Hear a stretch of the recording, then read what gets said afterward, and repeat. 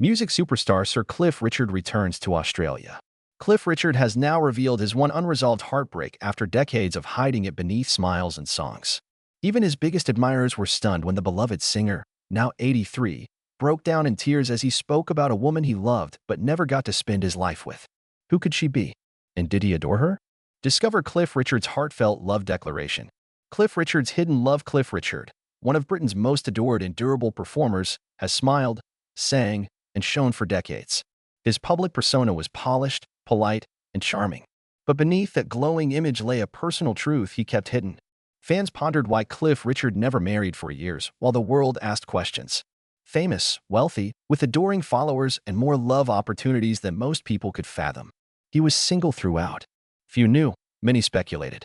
Cliff became more than a pop artist in his early 40s. Famous for his hits, clean image, and millions of fans, he was a national treasure. Despite his celebrity, slick TV appearances, and sold-out gigs, Cliff was still a man. Olivia Newton-John was someone he could never forget and who stayed quietly in his heart for decades. Olivia Newton-John's angelic voice debuted in the 1970s. She sang gently and gracefully. Cliff saw more when they met through Music Pals. Something clicked. They kept seeing each other on stage, behind the scenes, and at charity events and TV programs. Cliff was increasingly drawn to her because she was everything he admired. Elegant, gentle, grounded, radiant. He later said she had this spark throughout life, not just on stage. You couldn't resist her. Olivia, ambitious and young, was rising swiftly in the music world. Already famous, offered friendship, guidance, and unobtrusive support. However, something else grew inside.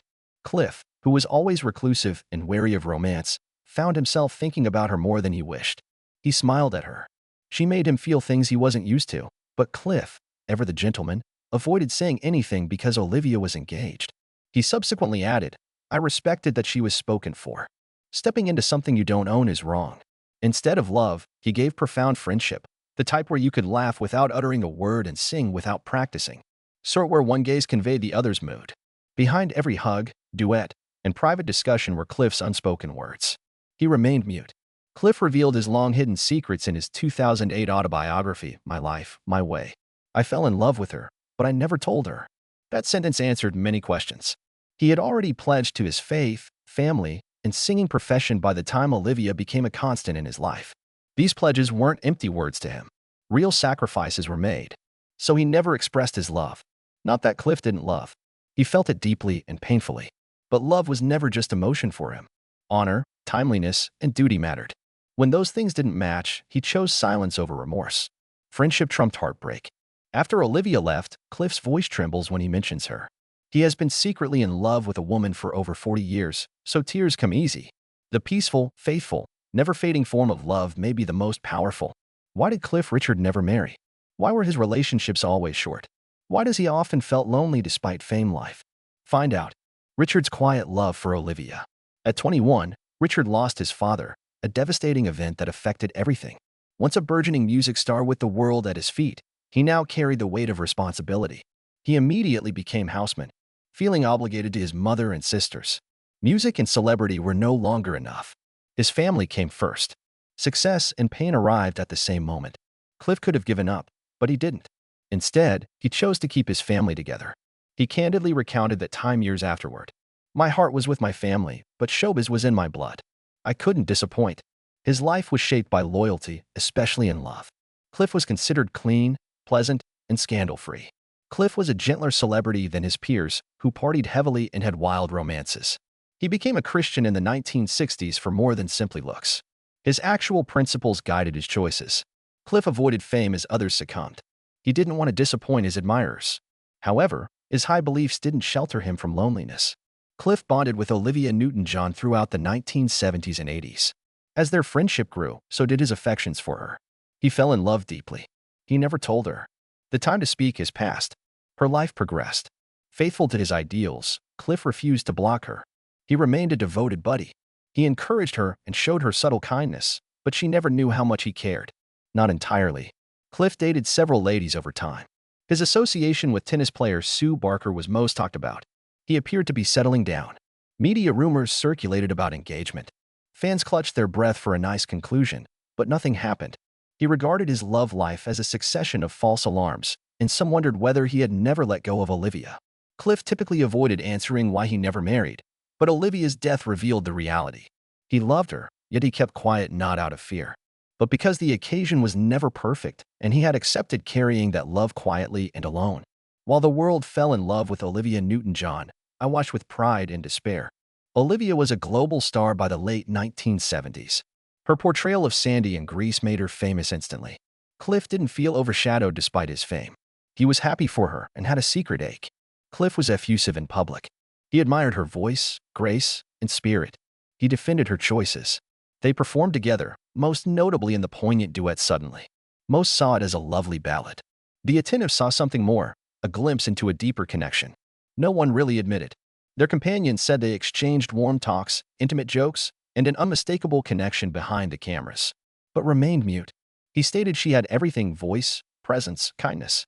But the world often forgot her reality. No ego, only heart.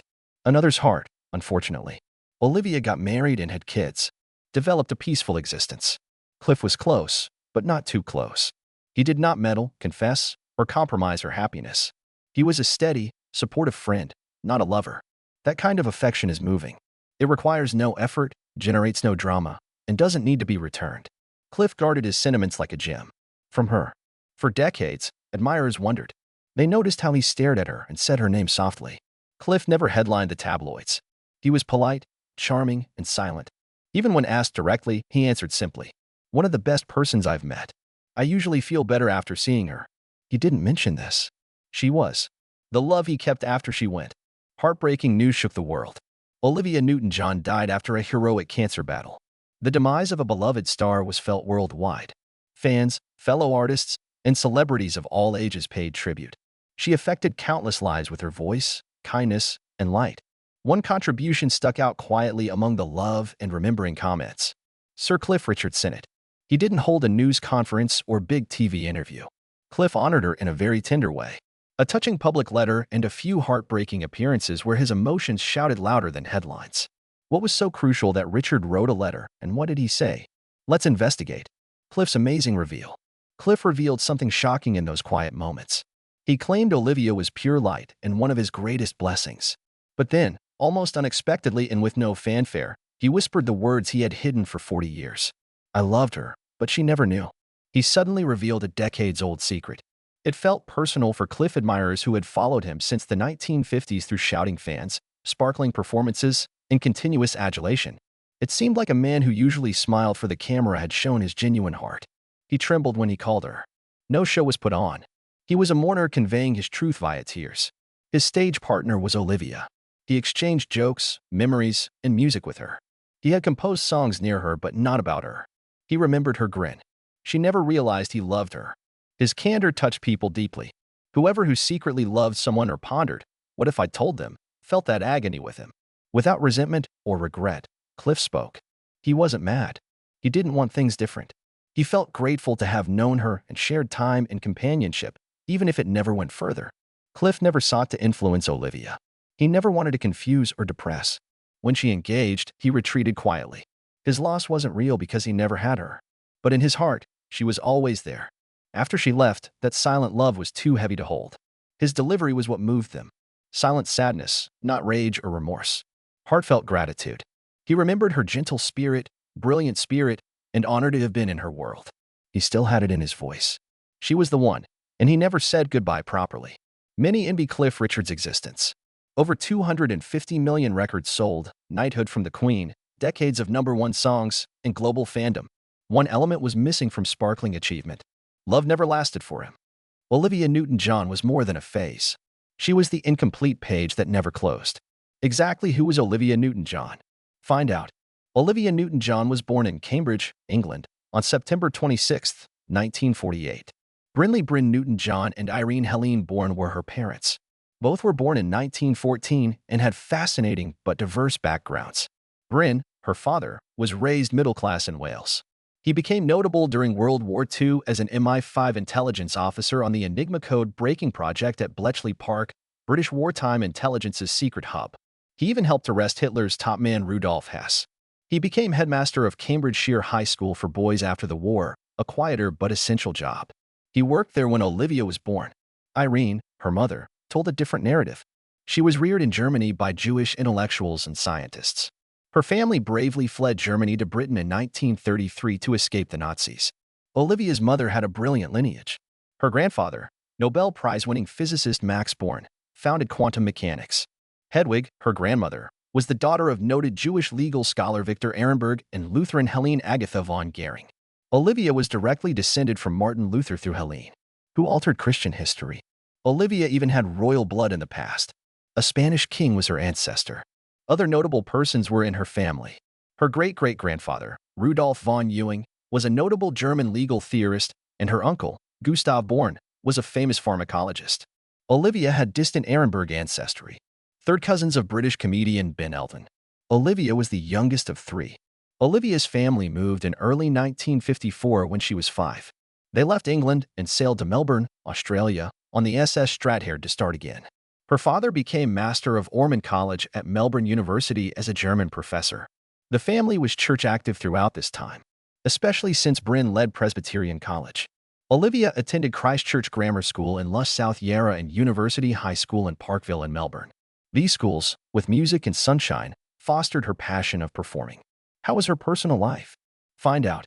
Olivia's personal life. Mid-1960s Olivia Newton-John dated Australian actor and singer Ian Turpie. Funny Things Happened Down Under, a 1965 musical, starred them. Turpie met Olivia in 1963 at Saul Four's coffee shop performance. They dated until Olivia returned to England in 1966. Olivia proposed to Bruce Welch in 1968, an early producer and co-writer of her hit song Please Mr. Please. However, they never married. Olivia ended her relationship in 1972. Welch tried suicide after the split, distraught. Olivia met British businessman Lee Kramer on the French Riviera in 1973, her lover and manager. Their connection was intermittent. Sometimes lived together, but it was tough. Olivia called it one long breakup. Kramer returned to England, married, and managed stars like Krishna Das after their 1979 breakup. His death was in 2017. Olivia married actor Matt LaTansi, whom she met in 1980 on Xanadu, in December 1984. January 1986 brought Chloe Rose, their daughter. Olivia and Matt divorced in 1996 after separating in April 1995. Friends said Olivia's religiosity and Matt's practicality contributed to the separation. After divorce, they remained friends. Olivia dated cameraman Patrick McDermott after her divorce. They dated intermittently for 9 years. McDermott vanished while fishing off California in 2005. Olivia was at Gaia, her Australian retreat and spa. U.S. Coast Guard reports from 2008 suggest he was lost at sea. After their breakup, McDermott seemed heartbroken but hopeful, according to a pal. In 2010, a U.S. TV program private investigator claimed McDermott had faked his death to collect life insurance and was hiding in Mexico. They provided no proof, and tabloids disseminated the unfounded charges.